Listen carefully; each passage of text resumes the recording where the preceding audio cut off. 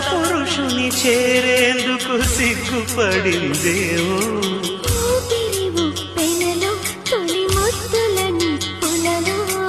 చందమామ నిదర చెదరని